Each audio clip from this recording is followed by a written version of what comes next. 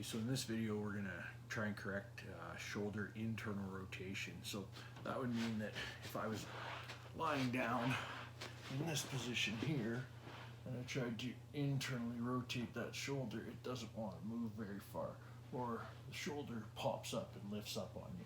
So if you get someone who's tight in there, if you feel like you're tight in there and can't move in that range of motion, that internal rotation might be something you want to try to work on and correct. Start off trying to release some of the tissues on the back of the shoulder that might prevent that internal rotation. So we'll take our lacrosse ball, put it underneath the shoulder here, stack the shoulders on top of each other. I might grab a roller, put my head on, or a towel, or whatever you've got available to you, and just move back and forth through that motion. You'll feel some trigger points back in here. Move around, try some different spots. Just trying to get kind of upper back, behind the shoulder, rotator cuff area, and try and release that. Then you might also want to release some of the tissue on the upper back that might be preventing that. So get into this position here and just moving the arm up and around, trying to put that ball up in the upper back area, trying to find some trigger points. And I might move through all kinds of different ranges of motion with the arm here to try and find those trigger points. So spend some time in there, loosen off those trigger points. Then I want to do something to stretch that back side of that shoulder capsule. So I'll get into my internal rotation position, stack my shoulders on top of each other, just kind of bend the knees, get the belly back out of the way, rotate down, hold this position. So you're just getting into as much passive range of motion as you can find there.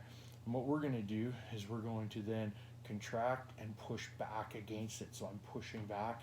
Again, it's about 25% or so. Just push, give a little tension, gradually ramp up that tension, and then relax. So you might be able to move a little further then, and do that 4 times.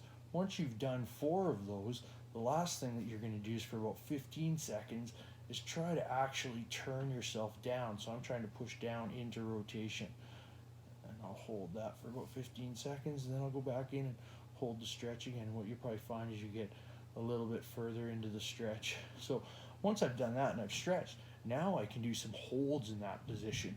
So just like before, trying to do about 30 reps. So it could be 3-second holds times 10 reps. It could be 5-second holds times 6 reps, 15-second holds times 2 reps, 10-second holds times 3 reps, whatever you can do.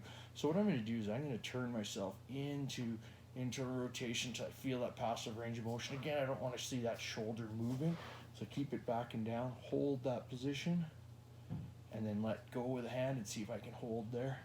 Usually you'd be able to do this for pretty long, so I might do 10 seconds, and then I'll put my hand back on, see if I can get a little more range of motion. 10 seconds, again, I'm trying to hold that end range of motion position. If I start to lag back, I'm done the rep, okay? If you find you get here, and you think you're at your end range, and when you contract, you go a little further, well, you can push down a little further and start there. Find that end range of motion. And the last thing you want to do, something to get that shoulder joint moving. So a cars type exercise, we're going to do a little more advanced one.